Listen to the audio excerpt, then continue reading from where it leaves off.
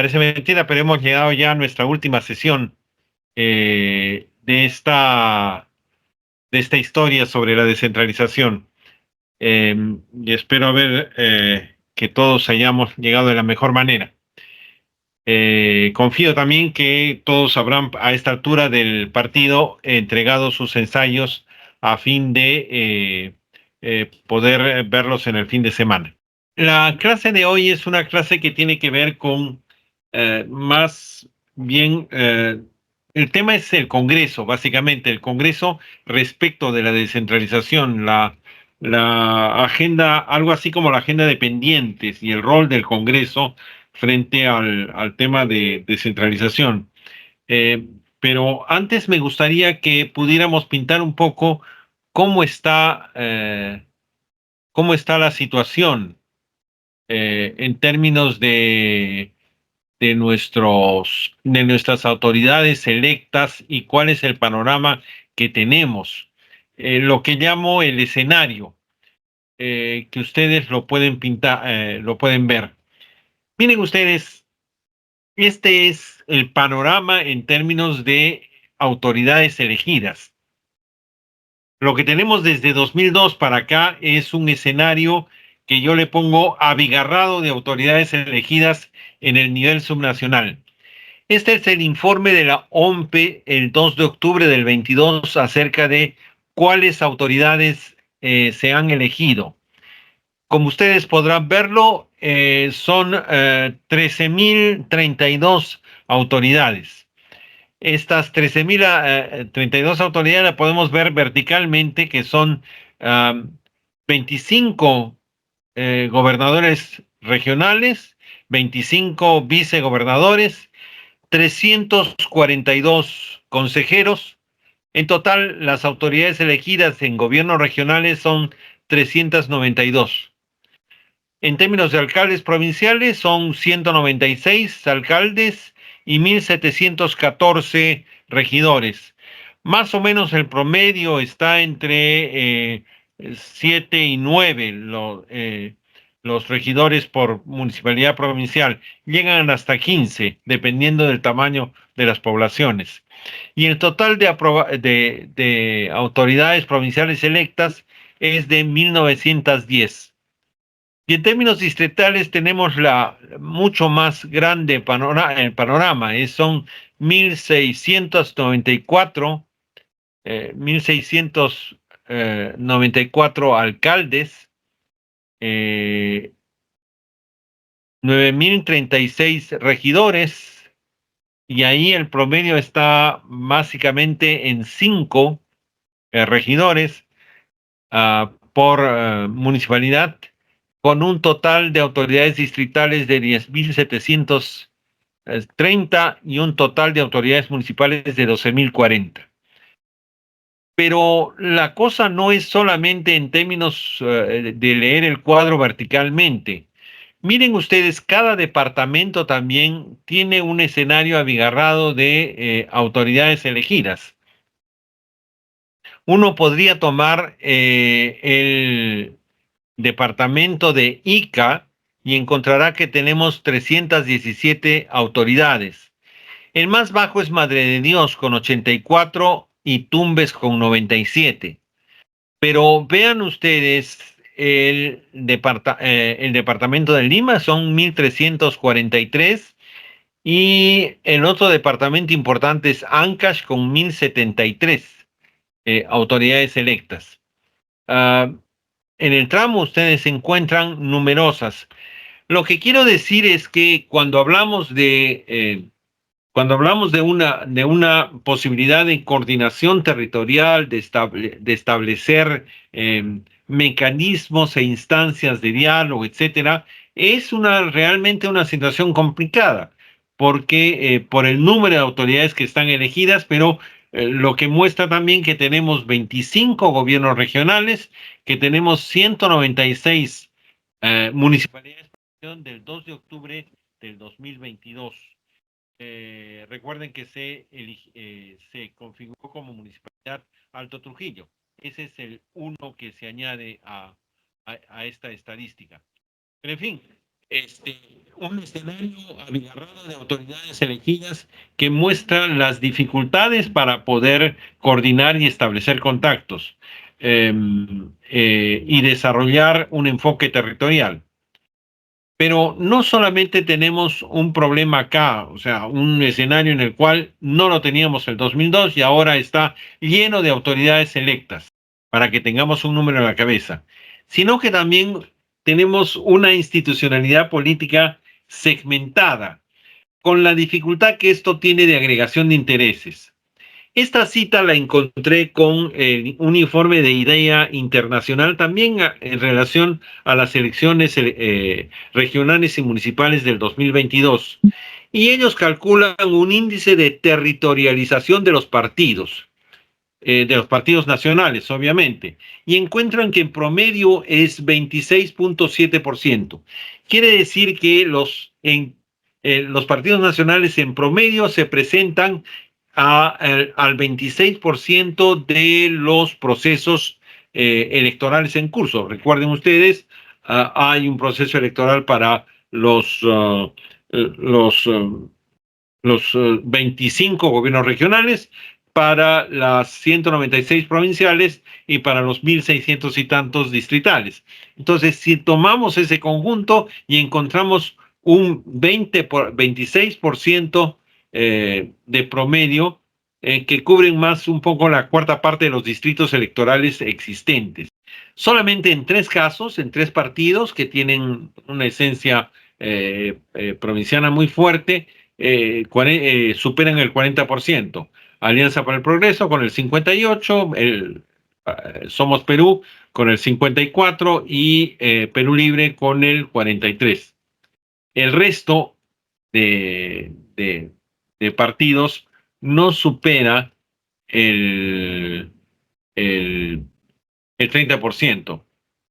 Si ustedes quieren, podría poner el cuadro que presenta IDEA. Mira la candidatura de elecciones regionales y entonces encuentran ustedes estos 3 primeros y está Avanza País con el 27, Juntos por el Perú con el 25, Acción Popular con el 24, el Frente Esperanza con el 23, es decir, están midiendo ahí número de distritos electorales en los cuales se presentan los partidos y noten ustedes que no supera, solamente en 3 casos se supera el 40%. Ok, muy bien. Entonces, ahí la constatación en la que está ahí como una institucionalidad política segmentada, lo cual dificulta la agregación de intereses. ¿Con qué me refiero a agregación de intereses? Y es que se supone que hay una representación política distrital que podría consolidarse a nivel provincial y esta representación política provincial podría consolidarse a nivel departamental y luego a nivel nacional. Y que las correas de transmisión en términos políticos son los partidos. Pero lo que tenemos entonces, y por eso le digo una institucionalidad política segmentada, es que esas correas de transmisión no terminan de estar siendo lo suficientemente fluidas e importantes como para permitir que se vayan agregando intereses, lo cual entonces me lleva a una política segmentada. Tengo una representación distrital, otra representación provincial, otra departamental y finalmente una nacional.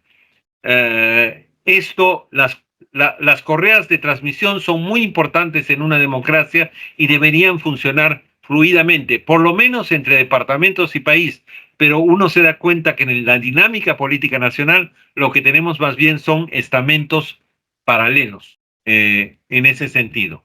Entonces, de las clases anteriores me permito rescatar algunas características también de este escenario de gestión multinivel en el cual yo tengo que la interrelación entre niveles de gobierno la hemos visto como débil, como desigual y como asimétrica. No siempre, no es una cosa continua, no se reparte igualmente en el territorio y siempre hay la asimetría de quien convoca y quien lleva la batuta, entonces es el gobierno nacional.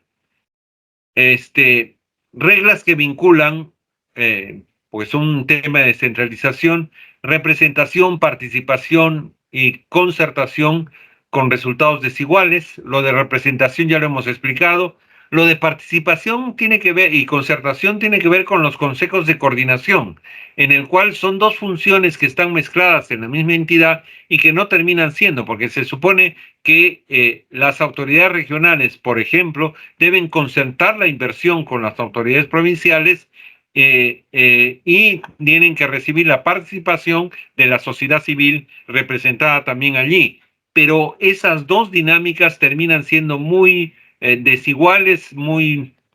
Uh, hay un término médico que se refiere a una... Cuando hay un problema nervioso entre el gran simpático y el parasimpático, se dice que hay una distonía, es decir, que no funcionan a la misma velocidad y al mismo tiempo. Y entonces ese es el problema. En esos consejos de coordinación, algo así como tenemos una distonía, no participación y concertación no funcionan en paralelo o en la misma velocidad. De la clase anterior también podemos extraer o de las capacidades de control y fiscalización son limitadas, estrechas, con dificultades y que el control ciudadano es poco frecuente. Y quisiera terminar con una reflexión más fuerte sobre la conducción poco eficaz en la orientación estratégica del proceso. Noten ustedes que la descentralización fue lanzada, fue iniciada con un Consejo Nacional de Descentralización. Y este Consejo Nacional de Descentralización tenía una representación de gobierno nacional por ministros, tenía una representación de gobernadores regionales y una representación de municipalidades provinciales y distritales. Una provincial, una distrital, dos regionales y me parece que eran cuatro ministros, entre ellos el de Economía, y era presidido por alguien que tenía rango de ministro y era una representación directa del presidente de la República. Y por lo tanto, entonces, asistía a Consejo de Ministros. El nivel de autoridad entonces era muy alto como para tener capacidad de convocatoria de gobernadores, de alcaldes, pero también de ministros, porque se trataba de empalmar eso. Eso es lo que intentó hacer el señor Taís entre 2002 y 2005. Después entró el señor Rodolfo Raza con el nuevo gobierno en 2006, pero al poco tiempo el CND fue convertido en una Secretaría de Descentralización. El decreto en el cual se plantea en realidad es una absorción, no una disolución, es una absorción del CND con la presidencia del Consejo de Ministros. Entonces, como fruto de esa absorción, cae un cambio en el reglamento de organización y funciones de la PCM y pasa a ser una Secretaría de Descentralización que tenía rango de viceministro. Los secretarios de la presidencia del Consejo de Ministros tienen rango de viceministros y participan ahí, pero ya era una situación distinta, digamos, de poder y de representación y de capacidades en el Estado peruano. Y lo siguiente de eso fue que se creó el Viceministerio de Gobernanza Territorial, con lo cual la Secretaría de Centralización bajó a un escalón más y lo que tenemos es Presidencia del Consejo de Ministros, Viceministro de Gobernanza Territorial y finalmente Secretaría de Centralización. Pero bueno, no solamente en el organigrama del Estado pasa a ser un organismo de tercer nivel, dentro de la presidencia del Consejo de Ministros, claro está, pero tiene la dificultad de que progresivamente fue perdiendo capacidad de convocatoria y capacidad de concertación y por lo tanto orientación estratégica del proceso. Bueno, fíjense ustedes que recién se tuvo planes de descentralización, bueno, un primer tramo con Taís, después con la responsabilidad que hubo en tiempos del presidente Ollanta Humala, y posteriormente hemos tenido, bueno, planes que no terminaban y que cambiaban con la nueva Secretaría de Centralización, y recién ahora tenemos este mecanismo de un plan, de una política nacional sobre descentralización, cuyo problema ustedes han examinado. Pero entonces, la ruta de pérdida de conducción y de orientación estratégica del proceso fue muy clara, fue muy fuerte. Pero no solamente eso, y es que la Ley Orgánica del Poder Ejecutivo, al ver que ya no había CND, lo que intentó es decir, bueno, deberíamos tener una instancia de coordinación entre niveles de gobierno. Y entonces, el 2007, en la Ley Orgánica del Poder Ejecutivo se plantea que no solamente que PCM tiene que hacer el informe a la que se refiere la novena disposición de la Ley Orgánica de Gobiernos Regionales, sino que también está vinculada a la constitución, a la organización de un Consejo de Coordinación Intergubernamental, un CCI, que tenía dos funciones. Primero, ver la conducción del proceso, el desarrollo del proceso, la evaluación y seguimiento del proceso, pero también tenía una competencia en términos de que sus acuerdos tenían que ser por consenso, que no podía haber votación. ¿Por qué? Porque había estaban todos los presidentes regionales, una representación de alcaldes y los ministros. Era un organismo demasiado grande. Pero en fin, se intentó hacer eso, pero nunca funcionó. En tiempos del presidente Sagasti se emitió el reglamento de funcionamiento, hubo una posibilidad de instalación, pero no. Ahora tenemos consejos de Estado regionales y una orientación estratégica del proceso muy pequeña, yo diría que nula. Entonces, noten ustedes que he tratado de pintar estos procesos porque efectivamente resumen algo de lo que hemos estado discutiendo en estas 8 sesiones, pero también nos pintan en el contexto en el cual tendría que moverse el Congreso, porque es el proceso político en el cual está vinculado.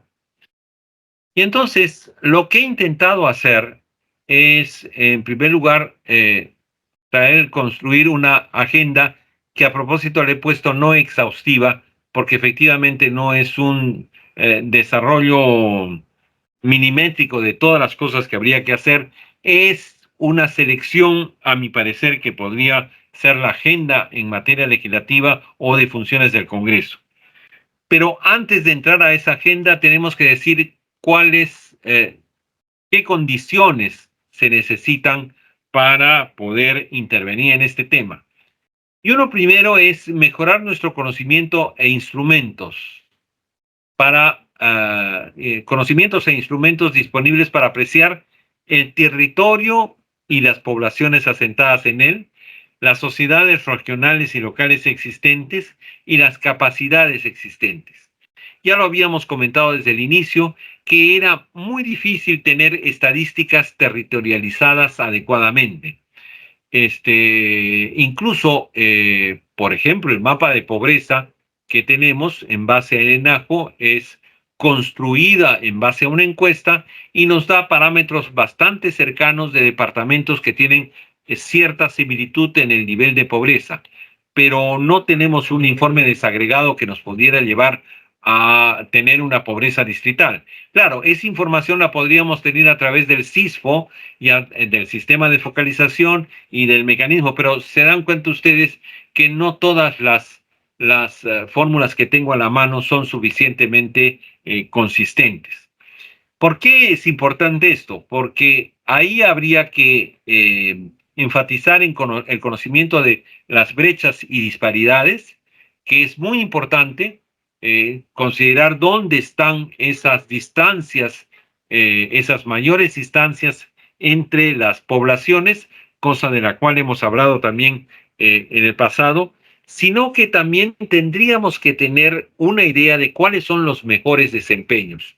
Y ahí creo que nuestras capacidades de sistematización han sido pequeñas, cuando no pobres, porque eh, hay una publicación del 2017, me parece, o 18, de la Asamblea Nacional de Gobiernos Regionales, en la cual se pone 47 casos de mejor desempeño, de mejores desempeños de gobiernos regionales, pero no tengo en la memoria, en algunos informes de PCM también se menciona algunos casos, pero no hay una cosa más sistematizada que nos dé una idea completa de cuáles son los temas, las materias y los aspectos en las cuales los gobiernos regionales y las municipalidades tenemos mejores desempeños de gestión pública, porque son los mejores desempeños donde se pueden generar los aprendizajes que permitan cerrar brechas y disparidades, ¿no? O sea, estos mejores desempeños de gestión pública tendríamos que tener un conocimiento y no lo tenemos. Y es crucial para poder legislar. ¿Qué funciones tiene el Congreso respecto del proceso de descentralización? Uno, es el más importante en términos de atribuciones, es el de aprobar la asignación de competencias con reserva de ley orgánica. Sí, o sea, el que administra la asignación de competencias y el que las tiene que aprobar es el Congreso. El Congreso es el que define leyes orgánicas, nadie más, porque las competencias se dan, se asignan, se señalan en leyes orgánicas. Si las leyes orgánicas son una reserva de competencia exclusiva del Congreso. Y entonces, pero con un solo límite, y es el límite que le marca la Constitución, ¿no? La Constitución es un límite porque en los artículos respectivos de descentralización ya hay una asignación de roles y de funciones y de competencias asignadas a gobiernos regionales y a municipalidades. Debo confesar que yo también tengo mis dudas si fue bien hecha esa reforma en términos, pues si se ponen a ver una con una los artículos respectivos de la Constitución, se darán cuenta que son como paralelos y eso no termina de estar asociado a la lógica que tendríamos en la cabeza de que las competencias tendrían que estar vinculadas a la misión. Misión de gobierno regional son competitividad, empleo, inversiones, ¿no? Productividad. Y misiones a nivel municipal son los servicios locales, urbanos o rurales que permitan el desenvolvimiento, ¿no? Entonces, hay ese límite en la Constitución, no termina de configurarse exactamente eso, porque todos terminan haciendo de todo. Ya lo hemos comentado eso en términos de la línea de base y las competencias de ambos niveles, pero en fin, el Congreso tiene esa asignación de competencias siguiendo el reparto constitucional, pero también tiene una necesidad de línea de colaboración con el ente rector en materia de gestión pública. Porque se trata de que, recuerden ustedes que la separación de poderes supone la colaboración de poderes, y ahí tenemos un mandato explícito que me parece está en el artículo 2 de la Ley Marco de Modernización de la Gestión del Estado, en el cual se dice, bueno, si vamos a modernizar el Estado y vamos a hacer una reforma del Estado, tiene que haber una colaboración eficaz entre el Congreso y el Poder Ejecutivo, y la ley es muy clara de quiénes son los actores de esa colaboración. Por el lado del Congreso, la Comisión de Modernización de la Gestión del Estado, que hoy está dentro de la Comisión de Descentralización. En el 2002, cuando se da la ley, era una comisión independiente. En realidad, esta comisión de descentralización sintetiza tres comisiones. Originalmente era descentralización y regionalización, gobiernos locales, y la tercera era modernización de la gestión del Estado. Y cada una hizo una ley en esta materia. Pero en fin, Y por el lado del Poder Ejecutivo, la coordinación se establece con la Secretaría de Gestión Pública, en la cual la última actualización de la Ley Marco de Modernización del Estado dice que es el ente rector en materia de modernización del Estado. Entonces, a mi parecer, la atribución máxima, que es aprobar la asignación de competencias con reserva de ley orgánica, tiene el límite de la asignación constitucional, pero tiene también la línea de colaboración con el ente rector en materia de gestión. Y hay el otro tema que está vinculado al Congreso también, que es las funciones que tienen que ver con fiscalización y control político. Hemos discutido también, como ven, esta es una clase medio de resumen, hemos discutido qué significaba control político y fiscalización. Pero yo quisiera poner una reflexión acá sobre la cual no termino de construir una respuesta consistente y clara. Y es lo que está ahí. Mi pregunta, ¿hay una competencia compartida con consejos regionales y consejos municipales? La tarea de fiscalización, el Congreso la tiene compartida con estos. Hay algunos que me dieron la razón que sí, y hay otros que dicen que no, que es una materia que es exclusiva del Congreso, porque el Congreso puede iniciar procesos de fiscalización y control político sobre cualquier tema de interés público. Pero es cierto también que la Constitución dice que el Consejo Regional fiscaliza a su gobierno regional, a su ejecutivo regional, y que el Consejo Municipal fiscaliza a su consejo, a su alcalde como órgano ejecutivo de la municipalidad, y lo fiscaliza sobre todas las materias que están vinculadas a, eh, a la gestión municipal y a la gestión regional. Podemos discutir si lo hacen o no, pero estamos en puridad de funciones. Entonces, ¿cuáles serían las materias en las cuales debiera fiscalizar el Congreso a los gobiernos regionales y a las municipalidades? Sobre eso tengo una reflexión que quiero plantearles un poquito más adelante. Pero en todo caso, el Congreso tiene la capacidad de poder hablar de fiscalización y control político a los gobiernos regionales y a las municipalidades. Sin embargo, quiero precisar también que en el reglamento del Congreso, salvo el pedido de información y salvo la presencia obligada de un gobernador regional o de un alcalde en alguna comisión vía el artículo 87, no hay un mecanismo de control político que llevara a la renuncia, a la censura, a la interpelación, etcétera, etcétera. No tenemos eso, ¿no? En el Congreso respecto de gobiernos regionales y locales.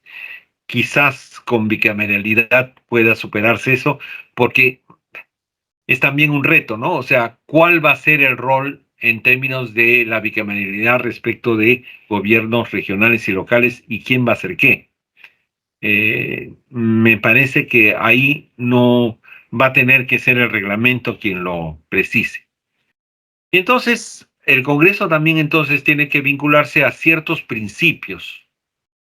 Una es el principio de progresividad en la asignación de competencias, que supone que es posible revisar y precisar estas competencias y en esta tarea grande de aclarar las responsabilidades de gasto y aclarar el ejercicio de las competencias compartidas resulta muy importante en la lógica de la finalidad del proceso, y es como hemos definido su irreversibilidad, y en la lógica de lograr el mejor servicio a los ciudadanos.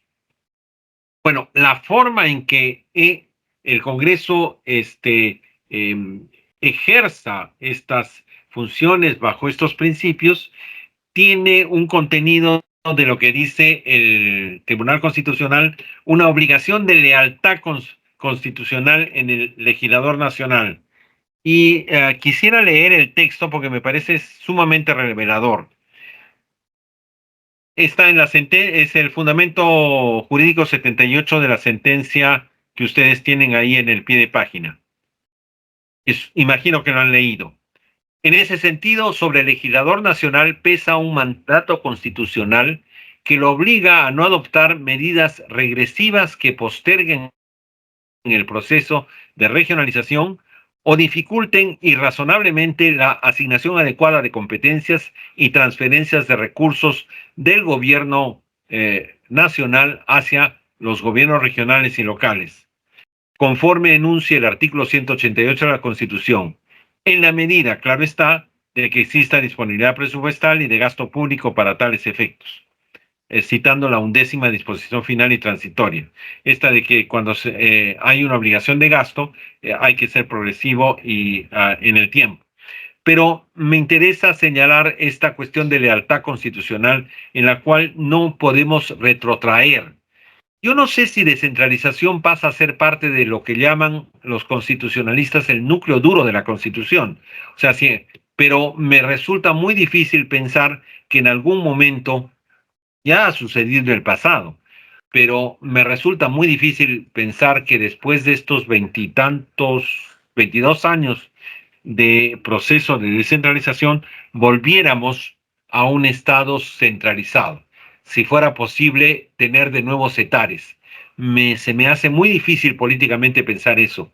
Y por lo tanto, entonces, el legislador tiene que cumplir esta lealtad constitucional de no adoptar medidas regresivas, de no adoptar medidas que posterguen, o hay una cosa que no está claramente dicha acá, pero se puede leer entre líneas. El legislador tampoco podría vaciar de contenido las competencias para que no se cumpliera el proceso.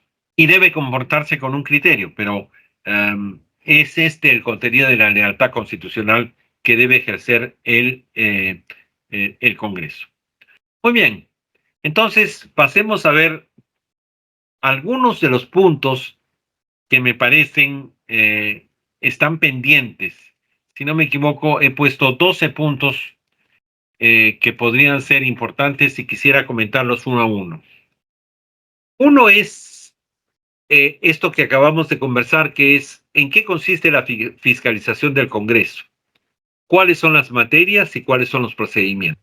Muy bien, entonces el primer punto es la fiscalización del Congreso en términos de materias y procedimientos. Ustedes recordarán que la Constitución señala que los presidentes regionales deben presentarse al Congreso, están en obligación.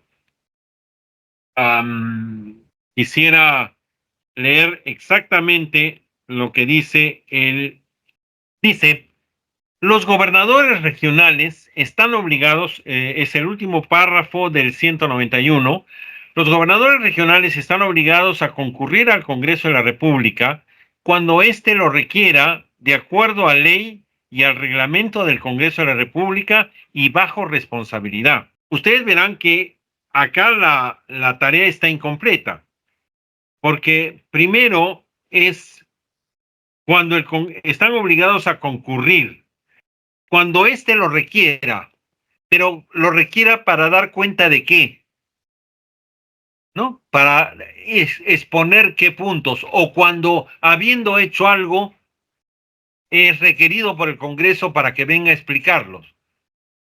Una interpretación general dice que el asunto tendría que estar vinculado por ejemplo, al incumplimiento de políticas nacionales o siguiendo una línea de reflexión de las leyes orgánicas presentes cuando se pone en peligro la economía nacional, ¿no? Pero tendríamos que especificar, y ahora con la bicameralidad también tendríamos que decir, bueno, pero ¿quién lo cita en esta materia?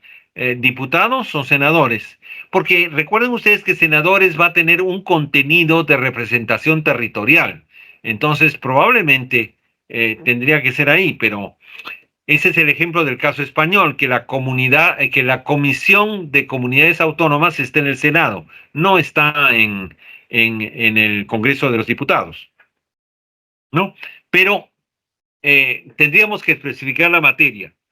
Y lo siguiente que dice es, de acuerdo a ley, pero habría que hacer un señalamiento tanto en las leyes orgánicas de municipalidades como de gobiernos regionales, o un señalamiento general en la ley de bases de descentralización, que en el artículo respectivo a la relación con el Congreso se dijera que ante la citación del Congreso deben presentarse tanto los gobernadores como los alcaldes. Y el tercer elemento que necesita es cuál es el procedimiento que en el reglamento tendríamos para atender a esta citación de materias específicas o sea, cuál sería el procedimiento a vincular a comisiones, al pleno, bajo qué circunstancias a comisiones, bajo qué circunstancias al pleno. Esto es una cosa que no hemos terminado, porque lo que dice actualmente la ley de bases de descentralización es que los gobiernos regionales y las municipalidades, me parece que es el artículo 30 de la ley de bases, dice los gobernadores regionales y los alcaldes se relacionan con el Congreso primero a través de sus representaciones departamentales, o sea, los congresistas electos por su circunscripción electoral. Dos, por la Comisión de Descentralización y Regionalización del Congreso o de gobiernos locales, por las comisiones respectivas. Y tres, a través de la Comisión de Presupuestos cuando vienen a sustentar su presupuesto. Se dan cuenta que allí no está fijada una obligación de venir, un procedimiento a plantear, salvo en presupuesto, en el cual los gobernadores regionales tienen que decir, como cualquier otro responsable de pliego, en qué gastaron en el periodo anterior, cómo les fue la ejecución y qué es lo que piden para el presente periodo, ¿no? Pero en general no tenemos una sistematicidad como podría ser los informes que tiene que remitir el defensor del pueblo o cosas por el estilo. Es más, hay un tema también muy importante y es quién hace la fiscalización del proceso de descentralización, no solamente de las autoridades, sino quiénes, y normalmente lo que dice la ley orgánica de gobiernos regionales es que en, en consulta con los gobiernos subnacionales, dice el Consejo Nacional de Descentralización, pero por todos los procedimientos que hemos explicado, debería ser la presidencia del Consejo de Ministros, debe remitir anualmente un informe a la Comisión de Descentralización, la cual deberá evaluar anualmente también, pero esta es una dinámica que se ha ido retrasando. Tenemos un informe del 22, pero no tenemos todavía un informe sobre el 23. Y el del 22, los informes normalmente estaban en marzo, y ahora se han pasado a agosto. Y entonces hay un retraso ahí que hay que considerarlo y ver el debate. Y yo me atrevería a pensar que luego del debate debería suceder algo así como en el caso del defensor del pueblo, que primero no sé hace mucho tiempo, pero el informe del defensor se expone y se debate en la Comisión de Justicia y luego se expone ante el Pleno. Y a eso añadiría yo que debería plantearse una moción o un punto de vista de la comisión respectiva de evaluación para conocimiento de todos los congresistas y de la evaluación de las responsabilidades políticas a que hubiera lugar. Bueno, este es el tema de fiscalización y por eso le pongo materias y procedimientos sobre los cuales pensar. Un segundo tema que está en términos de la discusión de vacancia y suspensión, pero es un tema lateral que no está en el debate actualmente, creo que tampoco está presente en el dictamen que está en el orden del día y en la agenda del Pleno, porque tiene que ver con qué pasa cuando la Contraloría General de la República encuentra responsabilidad luego de un informe de control y luego de un procedimiento en el cual hay cargos, descargos, justificaciones, etcétera, etcétera. Bueno, entonces emite un informe final y dice, supongamos, existe una responsabilidad funcional administrativa de autoridades elegidas, en concreto del presidente regional, del gobernador regional o del alcalde. ¿Qué pasa en esos casos? ¿Puede hacerlo? No, no puede. Como hemos visto, la Contraloría en su ley orgánica no tiene poder sobre los titulares de los organismos constitucionalmente autónomos, pero sí lo debería tener los consejos regionales y municipales. Pero no hay una correa de transmisión entre la acción de control y la fiscalización, para la cual en materia de vacancia y suspensión son competentes los consejos regionales y los consejos locales. Y tampoco tenemos un mecanismo muy rápido allí, porque acabado ese procedimiento, asumiendo que lo hicieran, que lo vacaran o lo suspendieran, existe todo la ruta del Poder Judicial, que son los procesos contenciosos administrativos. Y entonces solamente podría ser vacado y confirmado por el Jurado Nacional de Elecciones si y solo si ha culminado, tengo sentencia firme en segunda instancia del proceso de contencioso administrativo. Con lo cual, entonces, en términos de la responsabilidad funcional de las autoridades electas y de los titulares de pliego de gobiernos subnacionales, la tenemos enredada. Y es una materia legislativa en la cual habría que encontrar la cuadratura del círculo, digamos, porque es realmente compleja para poder hacerlo. Una medida que, por ejemplo, se me ocurre es que con que en beneficio, teniendo en cuenta que el bien a cautelar es la gestión pública regional o local, con habiendo sido encontrado responsable funcional y administrativamente, entonces el Consejo Regional o Municipal pudiera suspenderlo mientras tanto, en defensa de porque el bien a cautelar es la gestión pública y la entrega de los servicios a los ciudadanos. En fin, hay todo un tema por desglosar sobre el cual yo creo que es bastante complejo. El tercer punto que me parece pendiente e importante, como ven, todas estas cosas se van desgranando de las cosas que hemos visto en las sesiones anteriores. El tercer punto tiene que ver con el control político de la coordinación y la gestión pública descentralizada. Las comisiones tendrían, por su ámbito de competencia, tendrían que ser capaces no solamente de examinar al ministerio. Y el problema es que el reglamento vincula a las comisiones a los ministerios y las carteras. Dice, homologará, el reglamento dice, las comisiones se homologarán con la estructura de la administración pública y de los ministerios, pero están fundamentalmente vinculados a los ministerios. Pero no hay una lectura más en profundidad en la cual cada comisión pudiera tener el control político de la coordinación que sobre esa materia existe entre tres niveles de gobierno. Pero no hay, claro, ustedes me dirán, no, pero hay comisiones que se encargan de conversar con gobiernos regionales y con municipalidades, pero no hay la lectura vertical en las comisiones.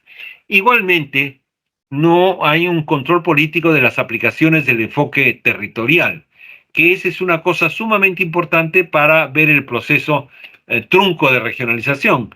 Me queda claro que no vamos a tener regiones, por lo menos de la manera en que la Constitución lo prevé, pero eso no quiere decir que no intentemos políticas nacionales que tengan que ver con el desarrollo de los territorios en el país y por lo tanto de las aplicaciones del enfoque territorial para encontrar soluciones, porque después de todo, unitario y descentralizado implica que los tres niveles están presentes en el territorio y habría que ver con qué escalas, con qué responsabilidades y de qué manera. Estas tres que vienen tienen que ver también con la legislación. Una es la puesta en día en materia de competencias. Si ustedes han leído con detenimiento la lectura recomendada sobre el informe de la OCDE, el capítulo 4, encontrarán que uno de los principales problemas que se tiene es el problema de coordinación entre niveles de gobierno.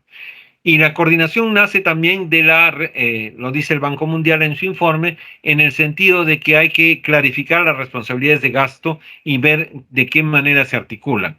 Bueno, si el Congreso tiene la competencia para asignar competencias, entonces tendría que tener una tarea más activa, digamos, en materia de precisar competencias, precisar responsabilidades y poner al día la materia de competencias. Porque francamente el estado que teníamos el 2002 y la asignación que se hizo dista mucho del que tenemos ahora. Igualmente la cuestión de las rectorías. La rectoría tanto de las políticas nacionales como de los sistemas, tanto administrativo como funcionales. Yo creo que la normativa existente en la Ley Orgánica del Poder Ejecutivo que se refiere a políticas nacionales y a sistemas ya es insuficiente. Necesitaríamos un desarrollo más claro y sobre todo qué significa la rectoría desde los ministerios y desde el gobierno nacional y desde el Poder Ejecutivo. En especial, y ese es el punto 7, tenemos la rectoría de los servicios universales con competencias compartidas. Lo hemos dicho, la pandemia desnudó los problemas que tenemos en materia de salud y educación, en el cual hay competencias compartidas, están descentralizadas, aunque los gobiernos regionales sean fundamentalmente planilleros, pero están allí y al parecer no se trataría solamente de las leyes que declaraban de interés nacional fortalecer la rectoría en educación y en salud, o sea, una capacidad de iniciativa en los ministerios, sino también repensar las competencias y cómo están asignadas las competencias entre niveles de gobierno en estas materias. Y eso necesita una colaboración muy estrecha con el Poder Ejecutivo a fin de examinar cómo mejorar esa asignación para que los servicios universales efectivamente funcionen. Estas tres tienen que ver con materias de orden político. Y entonces lo habíamos dicho en algún momento en clase también, y es que hay algunas reglas electorales que hay que revisar. Uno es la cuestión de lo territorial en lo regional. Les cuento por qué. Yo creo que hay que evaluar con seriedad las dos experiencias que hemos tenido. Una primera experiencia fue en la cual se elegían los consejeros regionales por lista única de cada, de cada partido o movimiento que la ponía en juego, y entonces cada partido o movimiento decía, inscribo tal regidor para tal provincia, porque decía, la Constitución dice que hay un consejero por provincia, entonces había que inscribir con la titularidad de qué provincia. Entonces, el que ganaba y se le asignaba por la regla de Hont, por la cifra repartidora, una mayor cantidad de regidores, entonces se le elegía cuáles eran las provincias que representaban. Y así lo hacían los sucesivos, hasta que se completaban las cuotas. Pero eso podía ocurrir que la provincia en la cual elegía la lista mayoritaria a nivel departamental, no necesariamente es el respectivo consejero expresaba la mayoría de esa provincia. Pero bueno, esa fue la primera experiencia, digamos, hasta la elección del 2008, me parece, o 9. Bueno, el asunto es que la segunda experiencia es cuando se hace, no, y se dice, muy bien, lo que tenemos es en cada provincia un distrito electoral único, y por lo tanto los regidores, los consejeros regionales se eligen por distrito electoral provincial. Noten ustedes entonces que en elecciones municipales y regionales, alguien que vive en una provincia vota por su alcalde distrital, por su alcalde provincial, por su consejero regional y por la lista que quiere de gobernador y vicegobernador. Son 4 votos que plantea y por eso es tan compleja el asunto. Pero bueno, esa ha sido la expresión de de estos años, pero también con cuotas, cuota de género, cuota de juventud y cuota de comunidades campesinas e indígenas. Entonces, tendríamos que tener en cuenta si esta expresión política del Consejo Regional efectivamente nos está llevando a una expresión de la territorialidad, de la importancia de tener una imagen territorial del departamento que rige el gobierno regional de tal manera de vigilar por todas sus aristas. Y el otro tema de elecciones tiene que ver con la mayoría municipal. Recuerden ustedes, ya lo he dicho, lo repito rápidamente, más o menos en 1500 y tantos municipalidades hay 5 regidores por el tamaño de población que tienen. De esos 5 regidores, la mitad más uno es entregado a la lista ganadora. Por lo tanto, la minoría solamente tiene un regidor. La pregunta es, ¿qué pasa si le damos solamente a la lista ganadora mayoría, con lo cual podríamos tener 2 regidores de minorías? Porque efectivamente en el Consejo Municipal la minoría está subrepresentada. En el único que se podría haber que la regla de Hunt, que la regla de un reparto proporcional, ¿no? Un número proporcional se cumple es en los 39 de la Municipalidad de Lima, porque en los demás la teoría electoral dice que por encima de 8 o 9 representantes se puede apreciar la cifra repartidora, pero que por debajo de ese número de 7 para abajo, lo que tenemos simplemente es que el ganador se lleva todo.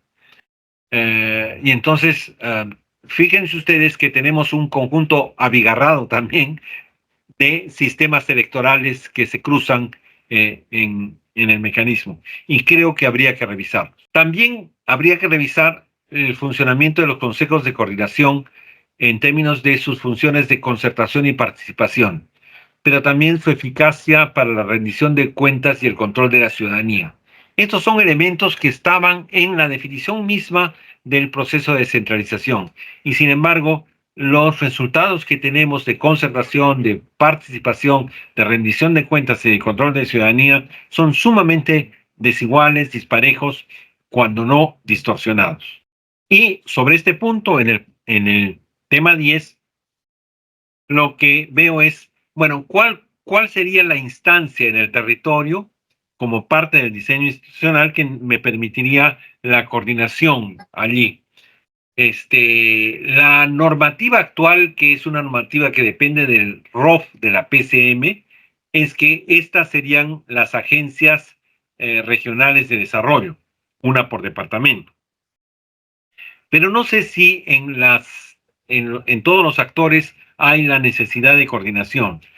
Hay la vieja discusión es que si la coordinación es una función que debe estar en todos, o la función o la coordinación es una materia de un espacio o de una instancia. Y respecto del territorio habría que ver, ¿no? Si probablemente estas dos cosas no son opuestas, pero si queremos que sean complementarias, en ambos lados tendrían que funcionar. No basta con tener el espacio de coordinación, hay que tener la función y la voluntad de coordinar.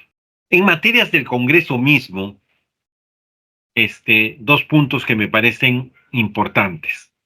Y es que normalmente la legislación y los dictámenes tienen temas en los cuales se cambia organización, a veces se cambia competencias y se cambia funciones.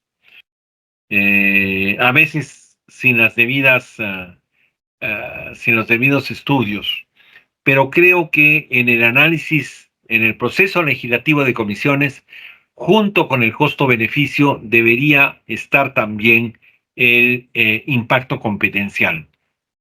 Que uno lo podría decir, bueno, pero esto está dentro de cómo se afecta la normativa vigente, porque es si hay una modificación en ley orgánica o en ley de organización y funciones, o si es competente para lo uno o para lo otro, quien tomó la iniciativa, pero tendríamos que tener un mecanismo de análisis de impacto competencial cuya metodología sería muy parecida al análisis de bloque constitucional y al test de competencias que hace el Tribunal Constitucional.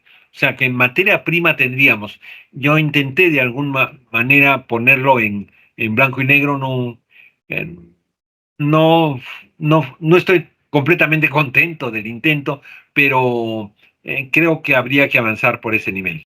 Y finalmente, el punto 12 que me parece importante son las necesidades de informe previo de ente rector, que son, que a mi parecer son imprescindibles y que denotan, deben denotar, deben ser subrayados como mecanismo de colaboración de poderes dentro del principio de separación de poderes. Sobre esto ya explicamos en la primera clase de la materia. Y es un tema de asignación de competencias entre niveles de gobierno que debería tener un informe tanto de la Secretaría de Descentralización como de la Secretaría de Gestión Pública, un informe de organización y modernización del Estado que tiene que ver entonces con gestión pública y la materia de demarcación territorial que tiene que ver con la Secretaría de Demarcación y Organización Territorial. Son sistemas existentes, en un caso es descentralización, en el otro caso es modernización del Estado y en el tercero es demarcación territorial, en los cuales la opinión del ente rector es insustituible. Y si el Congreso no le quiere hacer caso, en una cuestión de razonabilidad y de proporcionalidad debería examinar cuáles son las razones que le llevan a no tener en cuenta esas consideraciones. El tribunal tiene una reflexión bien interesante sobre eso en relación a la declaración de interés nacional, ¿no? O sea, cuáles son las razones, o sea, los dictámenes que declaran de interés nacional deberían explicar claramente las razones que vinculan una determinada acción con el interés nacional, con el interés de todos en esta materia, ¿no? En fin, hay una discusión de fondo ahí eh, cuya que no es el momento ni el lugar para hacerlo. Finalmente, el colofón que yo quiero sacar de este curso es nuestra reflexión de unitario y descentralizado. Creo que necesitamos un esfuerzo de colaboración de poderes para sacar las conclusiones de gestión pública de esta definición constitucional. Esto lo puedo referir a mi primera clase citando a Paniagua. Hasta ahora no hemos encontrado el modo, o tenemos muchas dificultades de encontrar el modo de cómo se implementa esta cuestión de unitario y descentralizado, que implica adaptar la gestión del Estado a la heterogeneidad de realidades en el territorio, considerando las capacidades disponibles. Requiere también una visión compartida sobre el rumbo, sobre la conducción estratégica del proceso, que lo impulse y que permita responder a la heterogeneidad, un diseño de normas que permita hacer eso. Recuerden ustedes que cuando definimos una política nacional y, y tenemos un contexto en el cual se aplica que es sumamente heterogéneo, tendríamos que dar una cierta libertad, una cierta holgura para que el gobierno más cercano que tiene que aplicarlo o que la autoridad más cercana que tiene que aplicarla pudiera tener algún criterio discrecional de cuál es la mejor manera de llevarlo adelante. Tiene que haber algún grado de eso, pero si la definimos la política nacional muy unívocamente, no hay manera, resulta un corsé y por lo tanto su aplicación puede ser nula. Y un tercer elemento que es insertar la función de coordinación en la estructura básica más que en espacios de coordinación añadidos. O sea, tenemos que tener la capacidad de que en las estructuras básicas, recuerden ustedes que las leyes de organización y funciones terminan definiendo la estructura básica. Entonces, una función de la estructura básica debería ser la lógica de coordinación intersectorial y intrasectorial e intergubernamental. Pero eso debería estar como función necesaria. siento que se me quedan muchas cosas en el tintero, pero siento también que es una materia en la cual yo espero que ustedes puedan profundizar. Sobre esta parte, en las lecturas recomendadas he puesto dos artículos míos, uno del 2016, que es las funciones del Congreso en relación con los gobiernos regionales, y uno segundo que tiene que ver con el título de este curso, el proceso de descentralización en estado de cuestión, pero que es del año 21. Yo diría que este curso es una actualización de esas líneas de reflexión que ya estaban inauguradas. Y antes de que podamos poner fin a estas clases, porque entraríamos a un momento de comentario, les quiero expresar muchas gracias por su participación y su presencia en el curso. Muy bien, veamos si ustedes tienen comentarios, preguntas sobre estas materias. Y tenemos unos 20 minutos como para poder hacerlo. No necesariamente tiene que ser una pregunta, puede ser una reacción frente al curso, frente a las cosas que hemos planteado acá o frente al Congreso, ¿no? Fernando, si me permites. Alejandra, adelante. Muchas gracias. Buenas noches con todos. En principio, para agradecerte, no he podido asistir a todas las clases, a la mayoría sí, dentro del límite sí también, pero es importante hoy más que nunca revisar el proceso de descentralización, porque contrastamos a diario que en el cotidiano que hacer estamos en el Congreso, en diversas comisiones, en energía y minas, a través de Reinfo y el proceso de formalización minera, cuando tienes una minería, una gran minería en manos del gobierno nacional, y una pequeña minería o a pequeña escala en manos del gobierno subnacional, que hay grandes disparidades y es contrastable. Y si quieren, podemos mirar otro sector que es salud, que tienes el dengue en Ica que no ha podido ser resuelto, o tienes ya las enfermedades por propósito del friaje que no son resueltas en Puno y las zonas altoandinas. Entonces, la descentralización tiene que ver cada día con nuestro quehacer nacional y subnacional. Entonces, revisar las bases mismas, donde se cimente el proceso, le da contenido a nuestra posición o nos hace repensarlo. Y yo quiero agradecer porque después de varios años que he tenido la oportunidad de trabajar contigo, refrescar las ideas, a ver los nuevos documentos, instrumentos de gestión que se vienen desarrollando desde el Ejecutivo, también creo que nos invita a trabajar ahora contigo en el Departamento de Investigaciones. ¿Qué puede presentar el Congreso de la República, ya sea o por control político, fiscalización de nuestra lectura del proceso de centralización? Creo que producir literatura es producir conocimiento y ese es un acto de generosidad para con el Estado y para la gente que le toca evaluar el proceso de centralización. Para mí ha sido un gusto poder escucharte y aprender nuevamente de ti, compartir con las experiencias de cada uno de los compañeros. Nada más eso quería decir. Gracias, Alejandra. Y debo decir un tema adicional, y es que estoy terminando de construir lo que he llamado un repositorio del tema de descentralización, tratando de recorrer de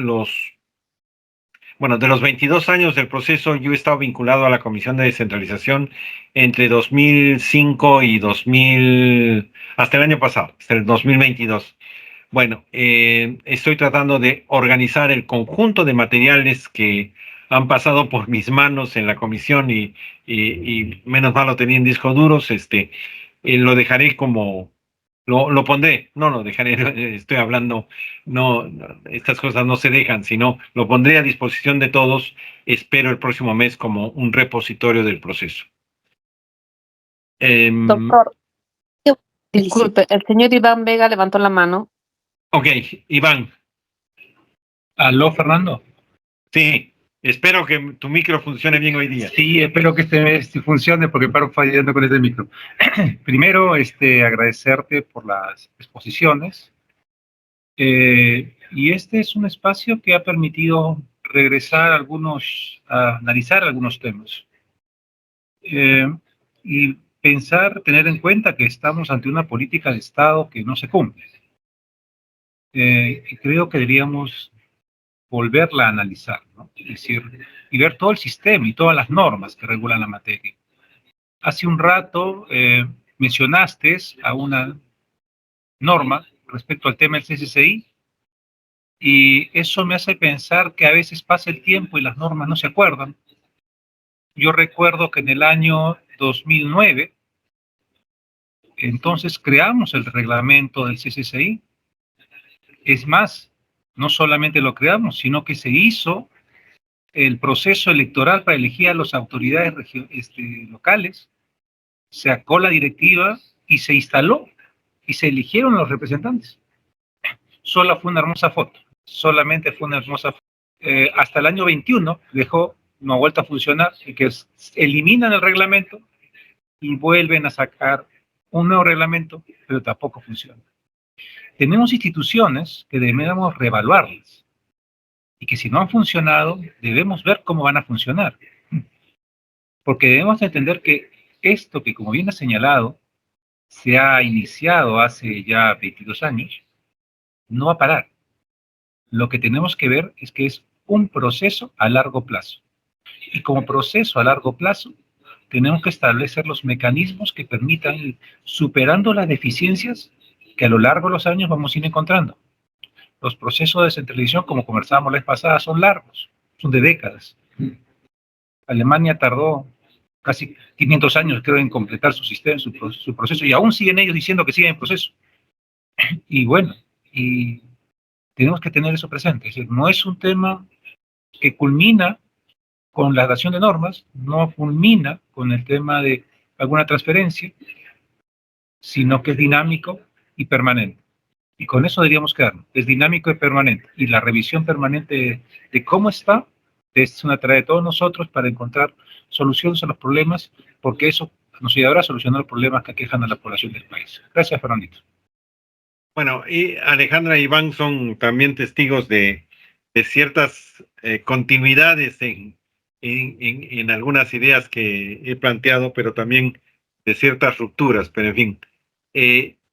Han pedido la palabra a Ángela. Sí, profesor, buenas noches a todas y todos. Gracias por eso, gracias por, en cierta medida, hacernos recordar todo lo que implica este proceso de descentralización y de desconcentración del poder, que desde luego tiene que servir para poner en práctica la democracia. Considero que el tema de la descentralización pasa por democratizar el poder, por alcanzar el poder, por hacer extensivo el poder al resto de las regiones del interior del país. Pero en definitiva también se tiene que pensar en esa posibilidad de volver a replantear la mirada con respecto a lo que debe significar en sí el proceso de descentralización.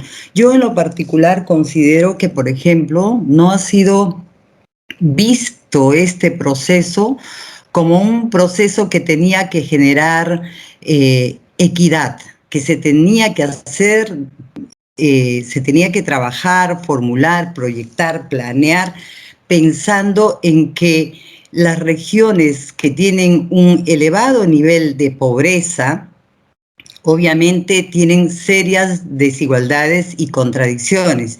Y en ese sentido, la visión tenía que ir por empezar a desconcentrar el poder y de otorgar facultades, funciones, atribuciones y competencias a los gobiernos o los departamentos, como se dice, ahora le decimos regiones, por aquellas regiones que tenían serios problemas de pobreza, serios problemas de comunicación, de falta de vialidad, serios problemas con la educación. Un aspecto que, por ejemplo, se identifica y es fuerte y es muy marcado en el análisis que se hace sobre la tarea que nos dio, es que esto tiene que esa limitada, a ver, ¿cómo es el título de la tarea?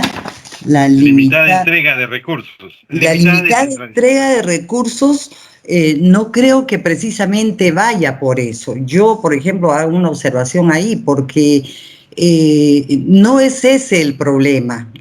Claro, esa es una segunda parte, tal vez una vez que esto ha empezado a caminar. Yo creo que desde el inicio ha habido una falta de visión y de proyección de lo que debería de ser el proceso de descentralización. La regionalización es otro aspecto, pero el proceso de descentralización ha debido de pensarse tratando fundamentalmente el tema de la equidad, para de esa manera, incluso a través de proyectos piloto de descentralización, se ha podido empezar a operar con una de las regiones más pobres del país para ahí ver dónde existían las fallas y dónde se tenía que incidir, como también dónde se encontraban los mejores resultados.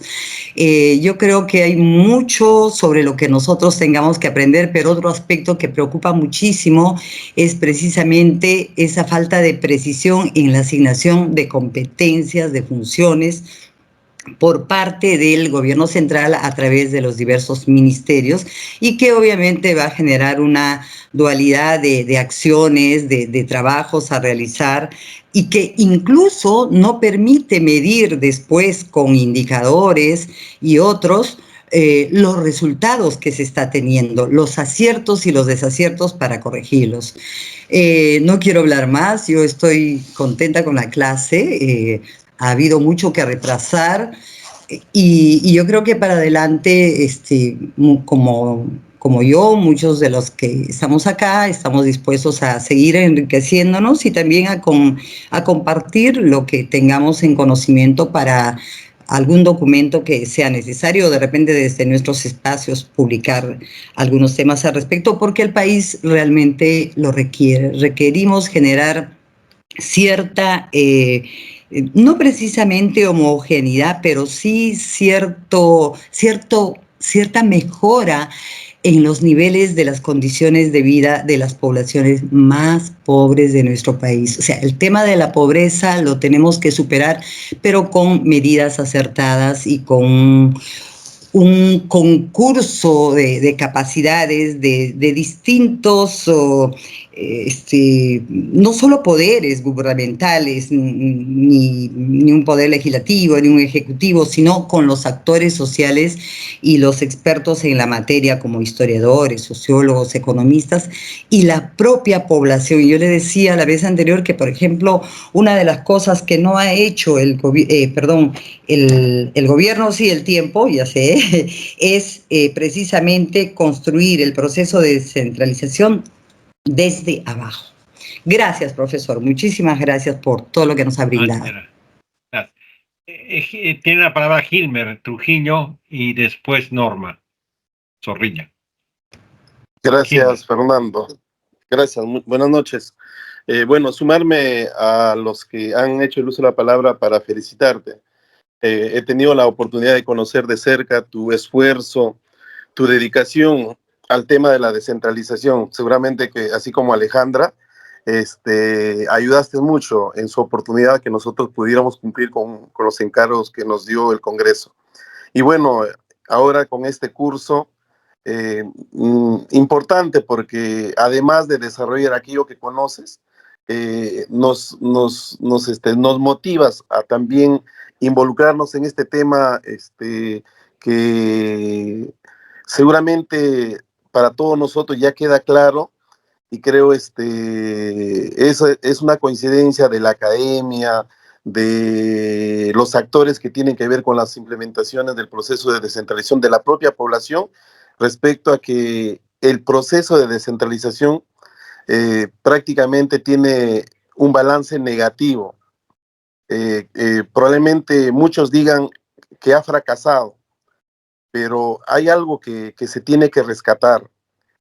Y en ese rescate nosotros seguramente debemos, cuando digo nosotros me refiero a todos, los que no solamente están en el curso, sino a todos los actores, repensar ese proceso de descentralización. rescatar aquello que ha funcionado. Si bien es cierto, tratándose de una política permanente, es difícil medir de manera clara los resultados de ese avance, pero sería importante, y ojalá sea materia de un próximo curso, que pudiéramos siquiera nosotros identificar aquello que ha resultado, aquello que está funcionando, porque no todo es malo. Seguramente hay falencias, hay que mejorar el marco normativo. Leía en el ensayo personal que nos dejaste que el marco normativo ha generado no sé si sea el término correcto, una confrontación entre las normas respecto a las leyes orgánicas del gobierno, de los gobiernos regionales, de las municipalidades, y con el marco normativo del Poder Ejecutivo. Entonces, si nosotros tenemos definido eso, estamos cerca al Congreso, este curso lo impulsa el Congreso, sería bueno, en el espacio que tengamos cada quien, poder identificar aquello que ya está claro y poder generar esa corrección normativa. Hay que ir avanzando en lo que ya se tiene claro. Seguramente nos falta tener una planificación a largo plazo en donde aquello que es permanente, dinámico, continuo, tenga que tener una ruta clara. En el trabajo yo decía, ojalá que podamos nosotros ver la luz al final del túnel en este proceso de descentralización. Y eso va a depender de que nosotros vayamos separando aquello que está funcionando. Y sería bueno, Fernando, tú que estás dedicado a este tema, pudieras de alguna manera, el tiempo lo tienes porque estás dedicado al análisis de la descentralización, a empezar a identificar estos temas que ya están claros en este proceso de descentralización. Seguramente en el tema de la regionalización pudiera ser una gran oportunidad el tema de las mancomunidades, que son, y todos conocemos que son unión de regiones en torno a intereses comunes. Se intentó un proceso de regionalización y no funcionó. Se ha dejado a que los propios gobiernos regionales puedan tener coincidencias, intereses comunes que ayude a formar estas macroregiones. Sé que todavía no hay un avance real, pero sería bueno, no sé si con incentivos, a veces las autoridades identifican o definen su decisión en torno a asignaciones presupuestales.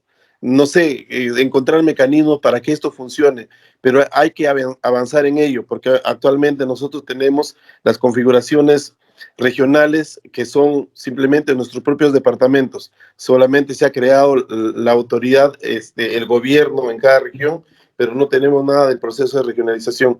Bueno, hay tantos temas que se han tratado y creo, termino, Fernando, agradeciéndote por los conocimientos compartidos y satisfecho por las expectativas que he conseguido en este curso. Muchas gracias. Gracias, Gilmer. Norma. Doctor, muy buenas noches y colegas todos, muy buenas noches. Bien, respecto al proceso de descentralización, doctor, ha sido bastante valioso el curso que hemos podido compartir con cada uno de los colegas, así mismo con su persona. Me quería comentar respecto a los procesos de descentralización en América Latina, como Colombia, México y Chile, ¿no? Cómo es que ellos también, países latinos, han sufrido cambios profundos de alguna manera, pero también en su proceso de descentralización están en ese tránsito. ¿Qué quiere decir? Que también tienen dificultades como en nuestro estado peruano. Asimismo, doctor y colegas, también precisar que también los países europeos, ya sea por ejemplo, en la descentralización fiscal en países de Europa Central y del Este, también han tenido ciertas dificultades. Por ejemplo, Almería, Bulgaria, Croacia, República Checa, Estonia, Hungría. Y entonces es considero yo, y también el artículo que estoy citando, la descentralización fiscal en Europa del Este, tienen ciertas dificultades. Sin embargo, todos estamos en ese proceso de descentralizar, en ese proceso de adaptarnos y de hacer cambios profundos. Y considero, yo y mis colegas, y pues, seguramente usted también, doctor, estamos de alguna manera, pues, enraizados, comprometidos con este tema que es bastante importante y es para el bienestar de nuestro país. Muchísimas gracias, doctor, por todos los conocimientos disertados. Ha sido bastante productivo y también una manera de investigar sobre el proceso de descentralización. Buenas noches. Buenas noches con todos, profesor.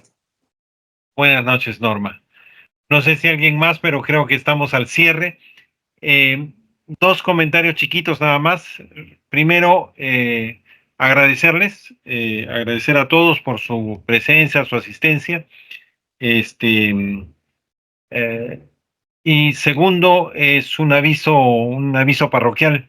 Entiendo, Aldo, tú me confirmarás que el martes a las 6:30 sería como si fuera hora del curso, la evaluación, ¿no es cierto? Pero el detalle lo daremos, pero es la hora que empezaría la evaluación. ¿Es así, Aldo? Así es, Fernando. Así es, Fernando. A partir de las 6:30 de la tarde se va a habilitar para poder dar examen. De 6:30 a 8:30 van a haber 2 horas para que los alumnos puedan ingresar y ahí van a tener 1 hora para poderlo resolver. Por favor, tener en cuenta eso. Lo voy a también poner en el chat, pero de 6:30 a 8:30, no, después no vayan a entrar con la justificación, ay, que no supe, no vi, lo voy a poner, lo estoy indicando por acá, lo voy a indicar también en el chat el día de mañana, y aprovechar este momento para reiterarte de agradecimiento, Fernando, y resaltar el compromiso, la seriedad y el profesionalismo que has tenido en el dictado de este curso. Te lo agradezco mucho en nombre mío y sobre todo a nombre del Centro de Estudios de Capacitación Parlamentaria, ¿no? Por el dictado de este curso que creo que se viene cerrando de manera exitosa. Muchas gracias, Fernando. Muchas gracias, Aldo. Muchas gracias a todos. Un datito nada más. La evaluación son 20 preguntas. He tratado de examinar un poco las lecturas, que hemos ido comentando y que yo también he ido comentando, pero son 20 preguntas de verdadero o falso. Ya más o menos están perfiladas, una última revisión y me fijo fundamentalmente en las ideas fuerza de las clases que hemos dictado. Muy bien, muchas gracias, un abrazo para todos, cuídense y nos estaremos viendo, porque el tema da para rato.